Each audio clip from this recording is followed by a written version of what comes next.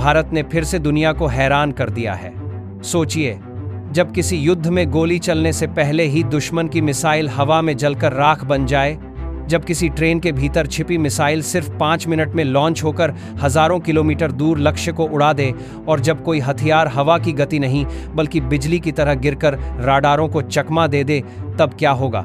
दोस्तों, वो वक्त आ चुका है। भारत अब सिर्फ मिसाइलें बनाने वाला देश नहीं रहा, बल्कि वह भविष्य के हथियारों वाला देश बन चुका है। और इस बदलाव के पीछे है एक नाम, DRDO। DRDO यानी Defence Research and Development Organisation, वही संगठन जो दशकों से भारत के रक्षा तंत्र की रीढ़ बना हुआ है। लेकिन अब यह संगठन सिर्फ रक्षा नहीं, बल्कि तकनीकी क्रांति की परिभाषा बदल रहा है। आने वाले कुछ सालों में भारत के 3 ऐसे हथियार मैदान में उतरेंगे जो युद्ध के पूरे नियम बदल देंगे। पहला, 300 किलोवाट का लेजर वेपन सिस्टम जो हवा में ही दुश्मनों को जला देगा। दूसरा, अग्नि मिसाइल सीरीज के लिए नया मोबाइल लॉन्चर जो किसी भी कोने से फायर किया जा सकेगा। और तीसरा, भारत की पहली हाइपरसोनिक मिसाइल ध्वनि जो आवाज से 5 गुना तेज है। 3 हथियार, एक लक्ष्य, भारत को रक्षा सुपर पावर बनाना। अब कल्पना कीजिए एक ऐसा हथियार जो दुश्मन का विमान या ड्रोन देखते ही उसे गायब कर दे। यह है DRDO की अगली सबसे बड़ी छलांग, 300 kilowatt high power laser weapon system. यह कोई सामान्य लेजर नहीं, बल्कि एक ऐसी बीम है जो कुछ सेकंड में किसी भी हवा में उड़ते लक्ष्य को राख बना सकती है। DRDO के वैज्ञानिक इसकी रचना कर रहे हैं हैदराबाद स्थित centre for high energy systems and sciences में। इस सिस्टम की आंख है उसका बीम कंट्रोल सिस्टम, किसी भी हालत में निशाना नहीं चूकता। इसमें एडेप्टिव ऑप्टिक्स टेक्नोलॉजी है जो हवा, धूल, बारिश या गर्मी जैसी विकृतियों को नजरअंदाज कर लेजर बीम को सीधा लक्ष्य तक पहुंचाती है। और फिर आता है इसका 70 सेंटीमीटर का टेलीस्कोप जो बीम को किलोमीटरों दूर तक भेजता है। इसके साथ जुड़ा हुआ मिडवेव इंफ्रारेड कैमरा रात के समय भी टारगेट को साफ दिखा सकता है, यानी दिन हो या रात। यह लेजर मौत का निशाना नहीं चूकता। 300 किलोवाट की ऊर्जा से निकलती बीम सिर्फ कुछ सेकंड में धातु की सबसे मजबूत परतों को भी पिघला देती है। अब जरा सोचिए, कोई दुश्मन का ड्रोन भारत की सीमा के ऊपर आता है, सिस्टम उसे लॉक करता है और एक पल में बीम ऑन टारगेट गायब। यही तकनीक अमेरिका और चीन पहले ही तैनात कर चुके हैं, और अब भारत तीसरा देश है जो इसे फील्ड ट्रायल के मुकाम तक पहुंचा रहा है।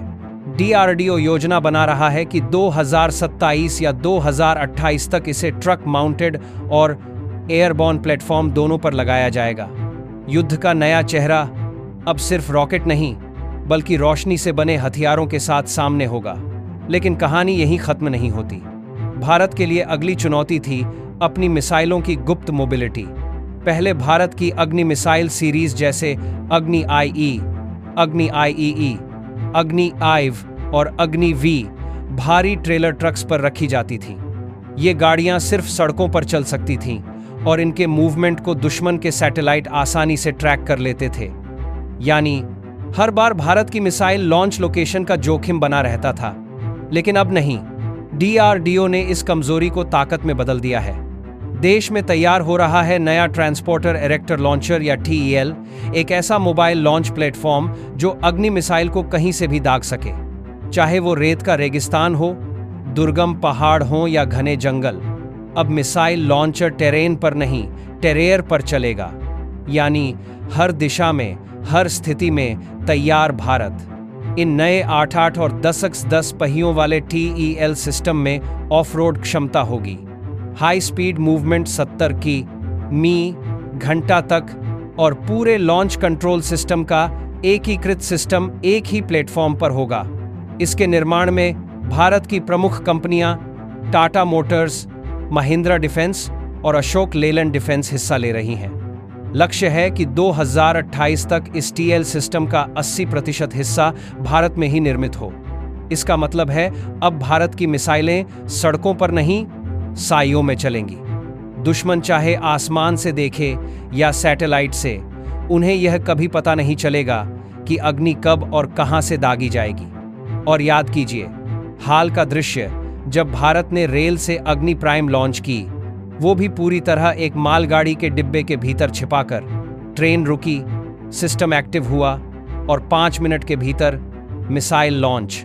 यही है नया भारत, जो दुश्मन को दिखे बिना वार करता है। और अब आते हैं सबसे रहस्यमय परियोजना पर ध्वनि। यह सिर्फ मिसाइल नहीं, बल्कि भारत की गति की परिभाषा है।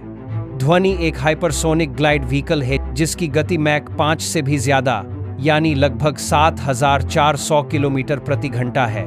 इसका मतलब है आवाज की रफ्तार से 5 गुना। इतनी तेजी से उड़ने वाला हथियार न तो आसानी से ट्रैक किया जा सकता है, न रोका जा सकता है। यह ऊपर वायुमंडल की ऊंचाइयों से उड़कर नीचे दुश्मन के लक्ष्य पर बिजली जैसी रफ्तार से गिरता है।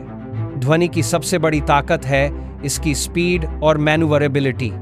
यह हवा में दिशा बदल सकती है, जिससे कोई भी रडार या इंटरसेप्टर इसे पकड़ नहीं पाता।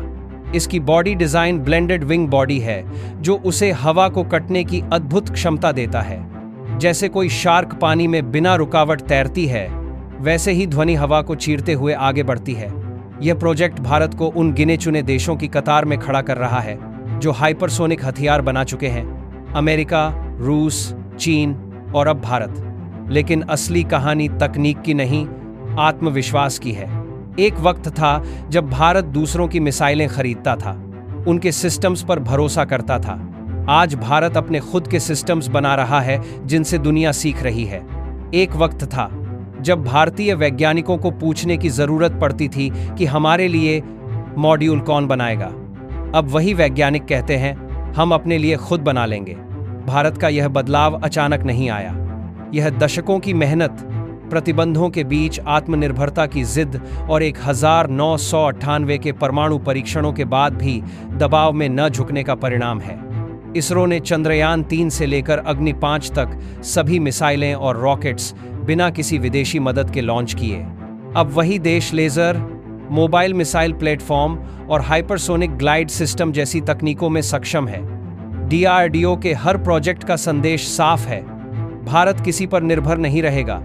अब सोचिए, अगर भारत के पास ऐसा लेजर हो जो धातु पिघला सके, एक मोबाइल लॉन्चर जो कहीं से भी मिसाइल फायर कर सके और हाइपरसोनिक मिसाइल जो रडार पर न दिखे, तो वैश्विक सैन्य समीकरण बदल जाएंगे।